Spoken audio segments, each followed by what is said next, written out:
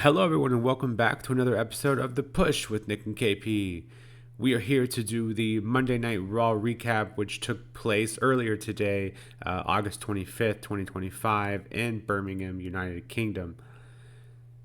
We kick off the show with the OTC Roman Reigns, and it was damn near a good half hour of this segment before it was wrapped up, all said and done. 10 minutes of that was dedicated to Roman's entrance in itself, and the UK crowd serenading the OTC. When Roman actually does begin to talk, he says that he's no longer a part of the bloodline, but he is proud of what Jay has done and all that he has accomplished. And it was refreshing to hear him say that. I don't think he really had acknowledged that. But he says that 2025 is going to be a big year for him as well as 2026. So whatever that means, I guess we'll have to wait and find out. Then enters Paul Heyman with the Tribal Thief, Big Bronson Reed, ahead of their match at Clash in Paris. And these two men pass back threats back and forth until talking no longer suffices. A brawl ensues until the officials come down and separate them after several failed attempts. And Michael Cole announces that they were separated because we go to commercial break and they're still brawling. So Michael Cole announces that they were separated during the commercial break. So clearly, I think that was the official. It was either shortly after that or later on in the evening was finally officially announced, even though we all kind of assumed that we are going to get Big Bronson Reed, the Tribal Thief, against the Tribal Chief at Clash in Paris. So that should be a fun contest. The first match of the night features Dragon Lee and JD McDonough. Of course, JD McDonough is accompanied by Finn Balor. And I say with Finn Balor, but he is quickly sent to the back by the referee. Just not having it tonight. And after a commercial break, we get some of the most unique sequences I think I've seen in a long time between JD and Dragon Lee. Shouldn't be too much of a surprise. Obviously, these two men, very big, up and coming, very, very bright futures for both of these guys. But JD takes an absolute beating here. And as the announcing team is talking about why they call him the Iron Lung, referring to his injury last year, I believe it was last year now, or early this year, where he injured himself on that announce table. As they're talking about that, JD is just taking bump after bump from Dragon Lee. And he just sells so well. And Dragon Lee just, both of these guys work very well and have a bright future is what I'm getting at here. But yeah, these guys are going at it, and then Dirty Dom comes down to take the place of Finn Balor, and he is then quickly chased off by AJ Styles, and Dragon Lee is finally able to put away JD McDonough. But yeah, for as short as this match was, it came with a lot of big spots. So a great match for sure, and just has me thinking, give these guys 15 and 20 minutes on a PLE, think of the things they could do. But yeah, this was a pretty good match for a weekly show. Getting into the next match, we have Penta versus Kofi Kingston. Kofi is accompanied by Xavier Woods and Big G. While it appears that Grayson is still trying to earn his keep with the New Day, Penta does his best to handle the disadvantage, and several times throughout almost does just that. But in the end, the numbers are just too great, and Kofi Kingston does end up getting the win over Penta. So, unfortunately, I don't think we're quite done with this, but it is a bit of a shame. The match itself is good, but it is a bit of a shame that Penta was so close to that main event scene. He bursted onto it so quickly, but is now in a handicap feud with the New Day. No disrespect to the New Day. Obviously, they're equally entertaining in their own right, but it just felt like Penta was, skyrocketing to the main event, and now he's kind of stuck in this limbo. So I'm not really sure what the end goal here is for this scenario or this storyline. Perhaps to obtain a tag partner for Penta. Maybe that's kind of the goal. That's the only thing I can kind of make sense of it. Obviously, Ray Phoenix was tagging with Andrade there for a bit, and haven't seen much of them since the TLC match at SummerSlam.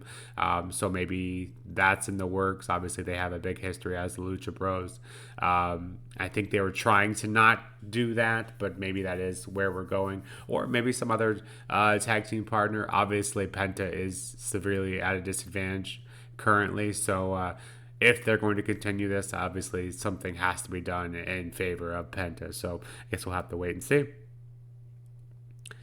And when I was looking at the Raw preview for this episode, I noticed that there wasn't anything about Vicaire or her challenger or challengers for Clash in Paris. And I thought, maybe it's just a surprise. Maybe they had something planned here for this evening. Unfortunately, we did get some news, but not good. It wasn't good. Adam and Vicaire are seen backstage, and Pierce says that he's unable to get a challenger for Vicaire in time for Clash in Paris, so that match is no longer. So obviously, unforeseen circumstances with Naomi having to relinquish that title. I just feel like they probably could have put something together, even if it was, rushed or whatever. They could have easily put a fatal four-way triple threat to determine a number one contender and then have her face Vicaire at Clash in Paris. Obviously, that's not going to happen now, but I just don't quite understand why they don't do that. Further, Pierce announces that he has someone in mind. So that to me sounds like they're just going to pick someone for them. And especially if that's the case, I don't really see why they couldn't do that in time for Clash in Paris, unless that's just some BS excuse to get us, the fans, to not mention it anymore. But a bit disappointing there, but we'll deal with it and we'll see what happens, in the coming weeks with that. We then get a promo with Becky Lynch and Nikki Bella. Becky does her usual stick where she's hyping up the Birmingham crowd, and then obviously quickly trashes them as well. Nikki Bella comes in and tells Becky that she's just a coward. She referred to that as the C word. Of course, that did not go over well. I think we all had an idea of what she thought maybe was going to be said, but clearly they were not going to say that on air. But coward, Becky claimed, is worse than the C word she had in mind. So, that was a funny bit. And then Bella kind of hyping up her own legacy, saying Becky would never live up to the Bella legacy. So for what that's worth, I think this match also was officially announced during this episode of Raw. So as of now, I believe that's the only women's match for Clash in Paris. So we'll see. I think there's about a 0.1% chance Nikki takes that title from Becky Lynch, and I'm hopeful that is the result. I don't want to see Nikki take that IC title at this point, especially from Becky, who I think has beaten other more deserving people, and you know exactly who I'm referring to if you've been paying attention to our podcast. So but yeah, first half of Raw, some decent in-ring action and a very heavy promo bit there at the beginning.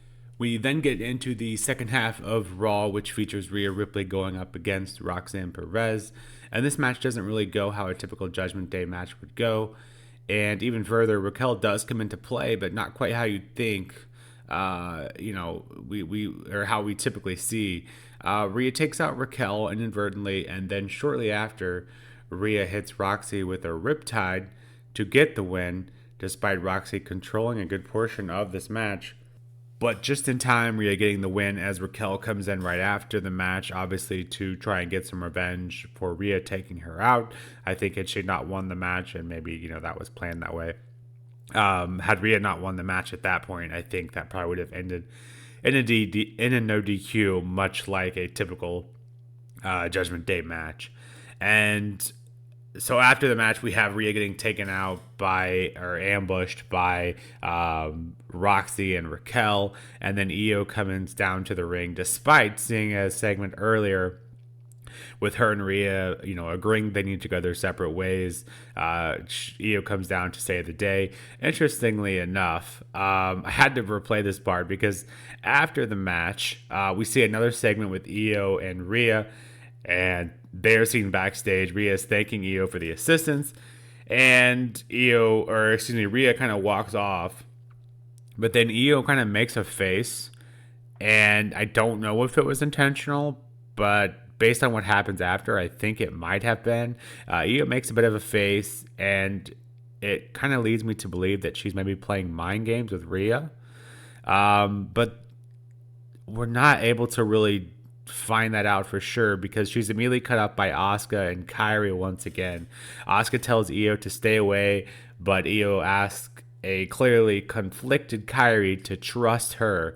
And so that, coupled with that face I thought I saw, went back and did see. Again, I don't know if that was intentional or not, but that to me thinks that there's a bigger story. And I think that's just proving that there is a story because I have no idea where the story is going yet.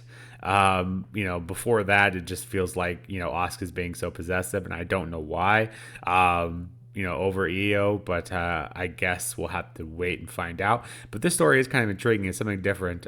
So, yeah, looking forward to see where they take that one. We then have AJ Styles versus Finn Balor, and just crazy that we are in a place in WWE where we get a match like this on a weekly show. I know these guys have probably fought hundreds of times, but every single time it feels special, and this was no exception. Of course, it wasn't very long, and it came with a big old commercial break right in the middle of it. But us beggars, we can't be choosers, and this was meant to be Finn taking care of AJ for Dom. I don't think Finn really wanted to do that, but Finn is a team player, or at least that's the image he wants to give off for the time being, and that obviously didn't work out. To make matters even worse, we later see the Judgment Day backstage with Adam Pearce, and Adam says that we'll resolve this once and for all. Dom will defend his IC title against AJ next Monday on the Raw after Clash in Paris. So not only does Finn end up losing with Styles Clash from AJ Styles, now Dom has to defend that title against AJ next Monday. So I don't know. I thought for sure AJ was going to win in at SummerSlam, take that belt from Dom, but he'll get another chance to next Monday, so we'll have to wait and see how that one turns out. And before the main event, we see some more Bayley vignettes, continuing her past gimmicks, kind of voices in her head, if you will. We see the hugger going up against the role model, which is just fun to see those, continuing to see that conflict in her head, and similar to the Asuka and Io storylines, I can't wait to see where that one ends up. So that should be fun. I think Bayley is one of the hardest workers on the roster, and just she's very underappreciated, very undervalued. So I'm hopeful this is going to be a huge gimmick and going to give her some much deserved time in the spotlight. So looking forward to see where this gimmick ends up as well. Getting into the main event, we have Braun Breaker going up against LA Knight. But before this main event can even get started, Braun is attacked backstage by Roman, and Roman is separated and told by Pierce to get in the ring. Braun then tries to head to the ring and is attacked by LA Knight. LA Knight then kindly escorts him to the ring for their match, the main event for this episode of Raw. This was a pretty good and evenly matched contest. Of course, with Division being involved, Seth does come down towards the end when it feels like LA Knight's chances are the highest, but it was a good amount of time these two got before we got that. So small steps in the right direction. I think Division, just kind of like the Judgment Day, just kind of what we expect. MTF. Or MFT, excuse me, just kind of what we expect from those teams at this point. But as long as we get some decent in-ring action before we get the interference, I'll take that. That's better than just constant interference without any good contest. So I'll take that. Seth comes down, distracts Knight for long enough for Braun to get a spear, plays some cat and mouse, and LA Knight eats a spear for his troubles. But that was after Braun was able to get the win. So Seth didn't initiate any contact. And then, of course, after the match, Braun and Seth very much do take advantage of the numbers advantage and try to inflict some more damage on LA Knight before their contest this coming Sunday. Then Jey Uso comes down to the ring. He doesn't really last long. He's taken out as well. And then Punk eventually comes down as well. Fights with Braun outside the ring as the UK crowd serenades the rest of the world to Cult of Personality. And then Punk does eventually get the best of Braun and Rollins, but Braun helps Rollins escape. And so all three good guys here, quote unquote, whoever you like, but considered the good guys compared to Rollins, LA Knight, Jey Uso, and CM Punk all in the ring ended up jawing and attacking each other, while Jey ends up standing tall, while Seth and the Vision watch from the ramp. So Seth does end up getting, standing tall out of all the good guys here, so for whatever that's worth. And then Seth and the Vision kind of watching on from the ramp, taking in the sights. Obviously, they'll happily let the good guys take out each other if that's how it's going to be. I have a feeling that might play similarly this Sunday. We'll see. But yeah, overall, I thought this was a pretty decent episode of Raw. Nothing groundbreaking, of course, but I enjoyed myself. Similar to the SmackDown in Dublin, UK crowds always show up and make their presence felt. This was no exception. Without that crowd, I probably wouldn't have enjoyed myself as much. But yeah, those were the good things. There's some of the good things. A bit disappointed, obviously, with the fact that the Vicaria development, but at least the women are on the show and getting some sort of time, which is more than we can say for SmackDown at the moment. So we'll take that. And then, yeah, some decent matches here. JD and Dragon Lee, of course, Penta and Kofi, and then Finn and AJ, and the main event, even though the ending was rinse repeat very much. But the action we did get before that was fun. So, yeah, I'll give this Raw a 7.5 out of 10. I'll make it an 8. Some pretty good matches, comparatively speaking to recent weeks. We got a lot of in-ring action and a lot of development and or kind of last touches to storylines taking place for this Sunday at Clash in Paris. So with that, this has been another episode of The Push with Nick and KP, and we will be back shortly with the NXT recap, and then after that, we will be back with the predictions for Clash in Paris. So a couple things to look forward to throughout the week, but until next time, this has been The Push with Nick and KP. We'll see you then. Take care.